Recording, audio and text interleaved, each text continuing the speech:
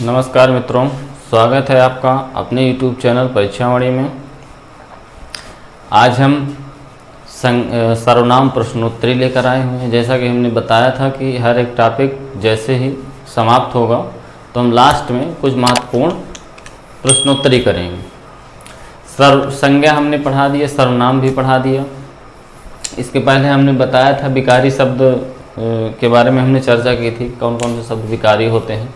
फिर हमने संज्ञा पढ़ाया, इसके बाद हमने सर्वनाम लिया, सर्वनाम में हमने ख़त्म कर दिया सर्वनाम भी, और उसका आज हम प्रश्नोत्तरी देखते हैं। तो आइए देखते हैं।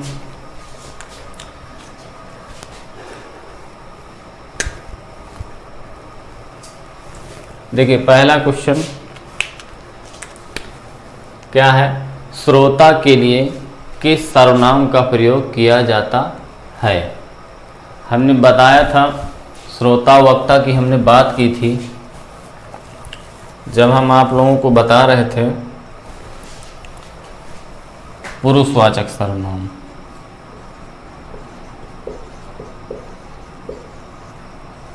पुरुषवाचक सर्वनाम में हमने बताया था कि एक होता है उत्तम पुरुष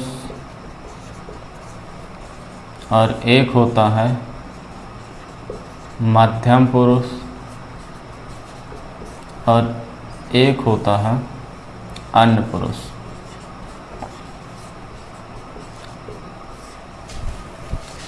उत्तम पुरुष में हमने बताया था कि इसमें कौन आता है, वक्ता आता है। मध्यम पुरुष में हमने क्या बताया था, श्रोता। श्रोता का मतलब क्या होता है, सुनने वाला, सुनने वाला। और इसमें बताया था कि वक्ता और श्रोता के अलावा जो अन्य होते हैं वो इसमें आते हैं। जैसा कि हमने वक्ता के अलावा एक चीज़ और बताई थी कि वक्ता या लेखक। इसमें बताया था श्रोता यानी वक्ता का मतलब बोलने वाला, श्रोता का मतलब सुनने वाला। जैसे मैं बोल रहा हूँ तो मैं बोल रहा हूँ तो कौन सा मैं सर्वनाम होगा, यानी उत्तम पुरुष में, यानी इसमें कौन सा आता है, मैं आता है। और श्रोता यानी आप लोग सुनने वाले हैं, तो श्रोता कौन होते हैं, सुनने वाले। तो आप लोग सुनने वाले हैं तो उसमें कौन आएगा, आप आएगा या तुम आएगा। तो आप तुम किस में आते थे, मध्यम पुरुष में, यानी श्रोता किस में आएगा, मध्यम पुरुष में आपका। तो ये देखिए मध्यम पुरुषवाचक, इसका क्या होगा राइट आंसर, बी हो जाएगा। दूसरा क्वेश्चन क्या है, संज्ञा का प्रतिनिधि होता है। तो हम बता दें कि प्रतिनिधि का मतलब क्या होता है।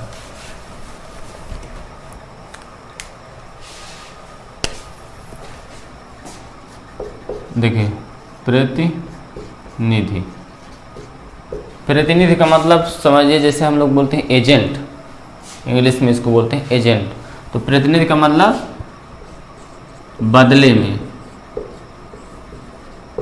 यानी जैसे कोई किसी उस विद्यालय का प्रिंसिपल है, अगर उसको कोई मीटिंग बुलाई जाती है, या मान लीजिए हमारे भारत के प्रधानमंत्री हैं, अगर कहीं पे कोई मीटिंग होती है, अगर प्रधानमंत्री को बुलाया जाता है तो प्रधानमंत्री के पास बहुत सारे काम होते हैं, तो वो क्या करते हैं, अपना एक प्रतिनिधि भेज देते हैं उस मीटिंग में। तो प्रतिनिधि का मतलब क्या हुआ कि अपने बदले में किसी दूसरे को जब भेज देते हैं तो वो प्रतिनिधि कहलाता है। वो जाके मीटिंग अटेंड करते हैं और जो भी जैसा है वहाँ पे। तो प्रतिनिधि का मतलब क्या हुआ, बदले में। तो हमने बताया था कि सर्वनाम क्या होते हैं, संज्ञा के बदले, यानी संज्ञा के स्थान पर जो शब्द प्रयुक्त किए जाते हैं उसको हम लोग क्या बोलते हैं, सर्वनाम बोलते हैं। तो संज्ञा का प्रतिनिधि क्या हो जाएगा, सर्वनाम हो जाएगा। ये क्वेश्चन आया था एलटी ग्रेड में हिंदी विषय से। तो हिंदी क्या हिंदी विषय, हिंदी सब्जेक्ट में ये क्वेश्चन आया था। तो थोड़ा सा मौलिक क्वेश्चन है, हम लोग अगर शब्द पे ध्यान नहीं देंगे तो ये गलत हो जाएगा। इसके बाद क्या है, हिंदी, तीसरा क्वेश्चन, हिंदी में कुल सर्वनामों की संख्या है। तो देखो हमने दो चीज़ बताया था, एक भेद बताया था, जो कि भेद हमने बताया था कि 6 प्रकार के होते हैं, और संख्या कितनी हम बताई थी, 11 बताई थी। मैं, तू, आप, यह, वह, जो, सो, कौन, क्या, कोई, कुछ। तो ऐसे करके 11 होते हैं, यानी डी ऑप्शन उसका सही हो जाएगा। इसके बाद चौथा नंबर क्वेश्चन है, कोई और कुछ का प्रयोग इनमें से किस सर्वनाम में किया जाता है? तो हमने एक बताया था आपको निश्चयवाचक सर्वनाम, जिसमें कोई वस्तु वक्ता के पास या दूर रखी होती है, तो उसमें क्या प्रयोग हुआ था? यह और वह। यहाँ पे क्या पूछा है? कोई और कुछ। इसके अपोजिट हमने बताया था कि अनिश्चयवाचक सर्वनाम होता था, जिसमें किसी वस्तु घटना का कोई निश्चय नहीं होता है, निश्चित नहीं होता, वो अनिश्चय होता, तो वहाँ पे अनिश्चयवाचक सर्वनाम होता है। तो कोई और कुछ ये किस में हो जाएगा? अनिश्चयवाचक सर्वनाम में हो जाएगा। निश्चय एक हमने लिखा वो संकेतवाचक सर्वनाम। तो हमने आपको बताया था कि निश्चयवाचक सर्वनाम है उसी को हम लोग बोलते हैं संकेतवाचक सर्वनाम। तो इसका राइट आंसर चौथे का क्या हो जाएगा? सी हो जाएगा। पांचवा क्वेश्चन है, यह काम मैं आप कर लूँगा, यानी अपने आप से कर लूँगा, इसका भाव ये है। तो इस चीज़ को हमने सर्वनाम में आपको बताया था कि जो क्या पूछा है, पंक्ति में आप यानी आप है, कौन सा सर्वनाम? पुरुषवाचक है, संबंधवाचक है, निजवाचक है, प्रश्नवाचक है? आप लोगों ने पढ़ा था पुरुषवाचक सर्वनाम में मध्यम पुरुष में आप आता है, तुम आता है, लेकिन हमको ये देखना है उसका प्रयोग पे डिपेंड करता है कि इसका प्रयोग किस प्रकार से हुआ है। यहाँ पे प्रयोग हुआ है आप जो है स्वयं के लिए, यानी मैं यह काम मैं आप कर लूँगा, यानी यह काम मैं अपने आप कर लूँगा, खुद कर लूँगा, स्वयं कर लूँगा। तो जब स्वयं के लिए प्रयोग होता है तो हमने बताया था कि वो कौन सा सर्वनाम होता है? निजवाचक सर्वनाम, यानी सी इसका राइट आंसर हो जाएगा। इसके बाद छठवां नंबर क्वेश्चन है, विकारी शब्द नहीं है। तो हमने विकारी और अविकारी की शुरू में चर्चा की थी, वही चीज़ ये चल ही रहा है कि विकारी क्या होते हैं? जिसमें लिंग वचन कारक का क्या पड़ता है? प्रभाव पड़ता है, यानी उसके कारण शब्द क्या मूल रूप से जो शब्द रहता है उसमें परिवर्तन हो जाता है, अगर लिंग का प्रभाव पड़ा, वचन का पढ़ा, कारक का पढ़ा। तो वहाँ उसमें हमने चार चीज़ बताई थी, संज्ञा, सर्वनाम, क्रिया और चौथा विशेषण। विकारी में हमने बताया था कि विकारी वे होते हैं जिसपे लिंग वचन कारक का कोई प्रभाव नहीं पड़ता है। तो ऐसे शब्द कौन क्या होते हैं? अव्यय होते हैं। अव्यय भी हमने चर्चा उस दिन किया था कि अव्यय 4 प्रकार के होते हैं, ठीक। तो इसमें क्या हो जाएगा? संज्ञा तो है ही आपका, सर्वनाम भी है और क्रिया भी है विकारी। ये क्रिया विशेषण नहीं है। ये क्रिया विशेषण क्या होता है? ये क्रिया विशेषण होता है अव्यय होता है। देखिए अगला क्वेश्चन हम देखते हैं, 8वां नंबर। पुरुषवाचक सर्वनाम के प्रकार हैं। तो पुरुषवाचक सर्वनाम में हमने बताया था कितने प्रकार के होते हैं? 3 प्रकार के हमने बताया था, उत्तम पुरुष, मध्यम पुरुष और अन्य पुरुष। तो इसका राइट आंसर क्या हो जाएगा? ए ऑप्शन, यानी 3 हो जाएगा, ठीक। 9वां नंबर क्वेश्चन है, वक्ता या लेखक का संबंध, वक्ता या लेखक का संबंध किस सर्वनाम से है? तो वक्ता हमने बताया था, वक्ता का मतलब बोलने वाला, और लेखक, लेखक का मतलब लिखने वाला। तो बोलने वाला और लिखने वाला दोनों के लिए हम बताए थे कि एक सर्वनाम होता है जो पुरुषवाचक सर्वनाम, जिसमें 3 प्रकार का होता है, उत्तम पुरुष, मध्यम पुरुष और अन्य पुरुष। यानी उत्तम पुरुष में कौन कौन आता है? वक्ता या लेखक। तो वक्ता या लेखक, तो ये किस में आ जाएगा? पुरुषवाचक सर्वनाम में, ठीक। इसके बाद क्या है 10वां नंबर क्वेश्चन, यह मेरी पुस्तक है में यह है। इसमें पूछा है इस पूरे वाक्य में कि यह मेरी पुस्तक में यह है, यानी यह कौन सा सर्वनाम है? तो हमने आपको बताया था एक सर्वनाम यह और वह, यह का बहुवचन क्या होता है? ये, और वह का बहुवचन वे होता है। यह किसके लिए होता है? पास रखी वस्तु के लिए, और वह किसके लिए होता है? दूर रखी वस्तु के लिए।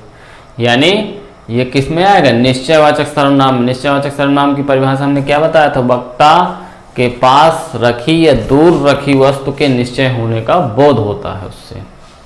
यानी ये वस्तु है पुस्तक, तो ये पास में रखी हुई है, इसके लिए यह प्रयोग किया गया है। तो ये कौन सा हो जाएगा? देखिए निजवाचक, संकेतवाचक, संबंधवाचक और अनिश्चयवाचक होगा। तो इसमें कंफ्यूज नहीं होना है। जो निश्चयवाचक सर्वनाम है उसको हमने बताया था कि ये एक संकेत का भी काम करता है, इसलिए हम इसको संकेतवाचक सर्वनाम भी कहते हैं। यानी इसका राइट आंसर क्या हो जाएगा, ए नंबर, संकेतवाचक या निश्चयवाचक। क्वेश्चन नंबर 11, निम्न में प्रश्नवाचक सर्वनाम नहीं है। यानी ये क्या पूछा है, 4 ऑप्शन दिया हुआ, कौन सा नहीं है।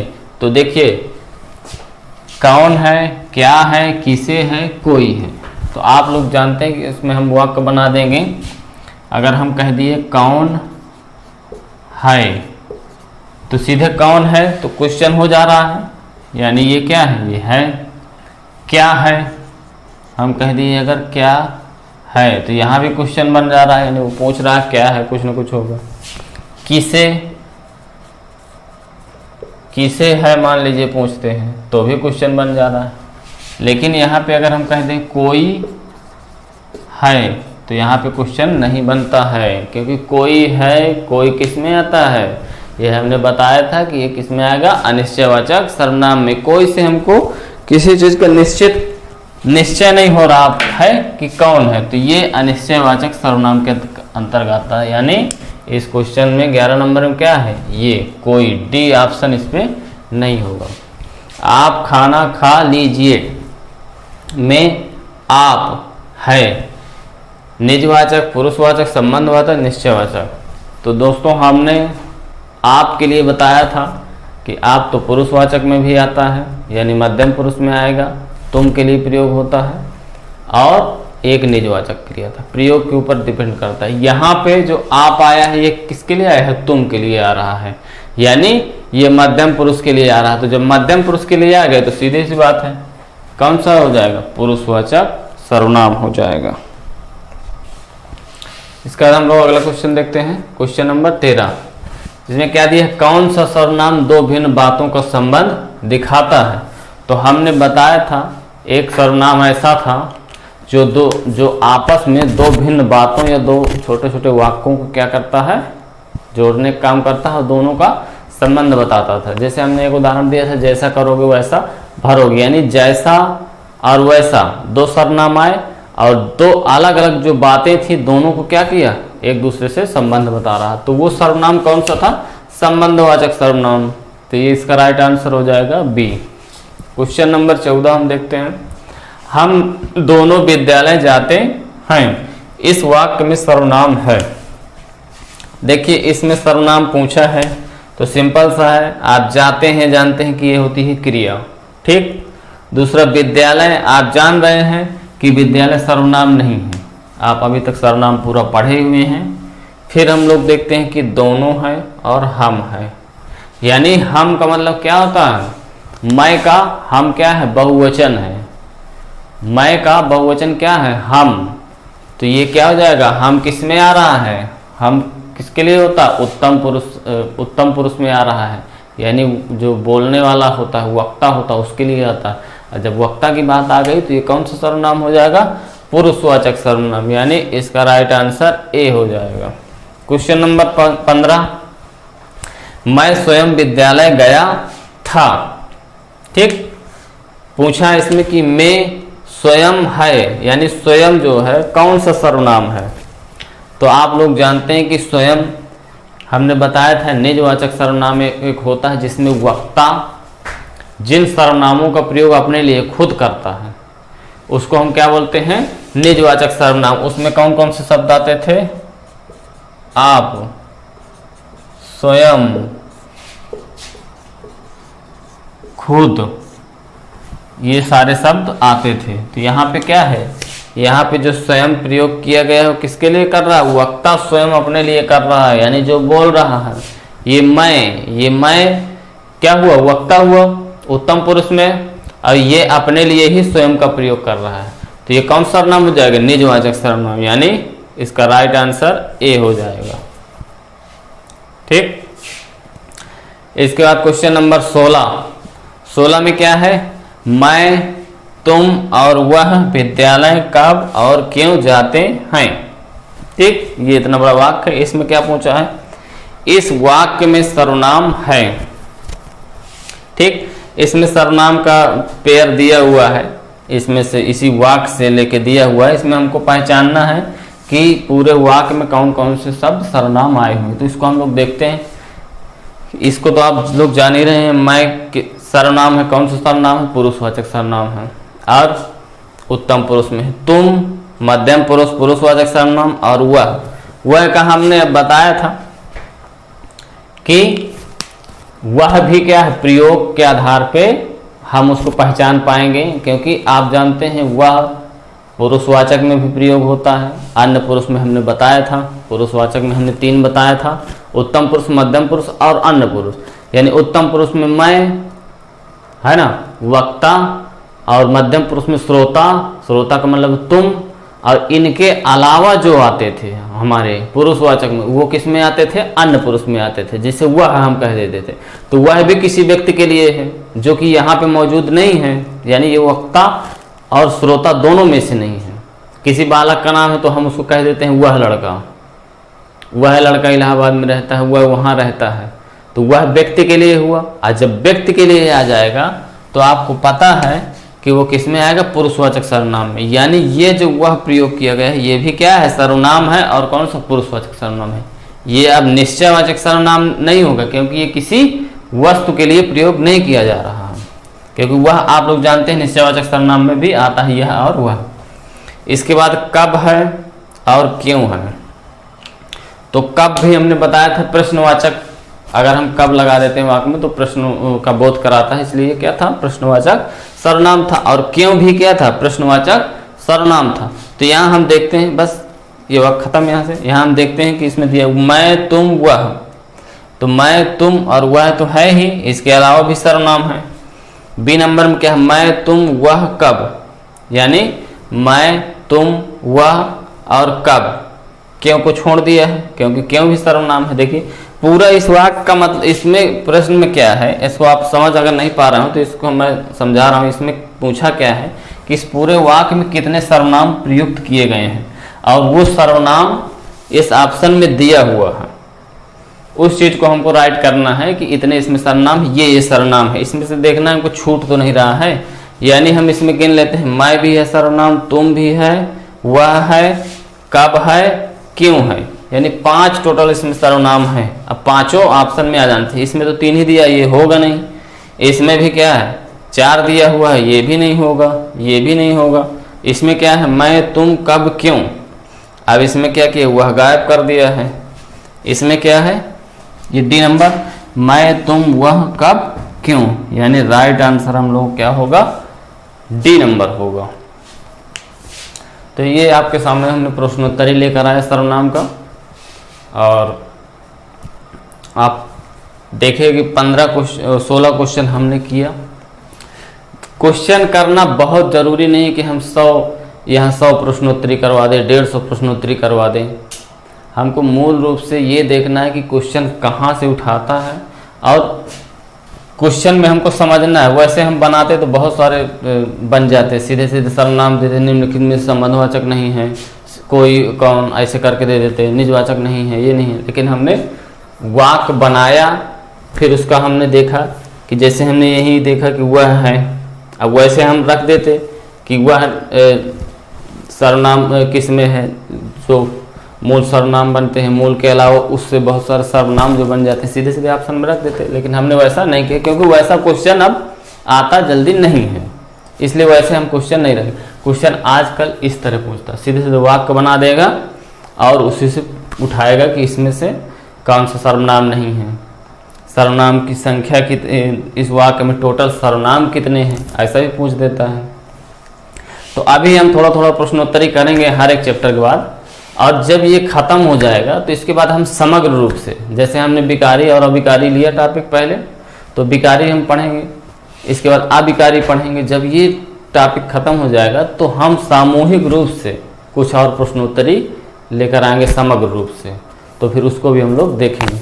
अब ये सर्वनाम आपका खत्म हो गया, प्रश्नोत्तरी हो गई, इसके बाद हम देखेंगे विशेषण। तो कल का जो हमारा टॉपिक रहेगा वो विशेषण रहेगा। थोड़ा सा आप लोग भी पढ़ के आइएगा तो बहुत अच्छा समझ में आएगा। और वीडियो मेरा अगर पसंद आया हो तो ज़रूर आप लोग शेयर करें, मेरा शेयर कराने का उद्देश्य केवल ये है कि ज़्यादा से ज़्यादा लोगों तक ये वीडियो पहुँचे और उसका लाभ लोग ले सकें।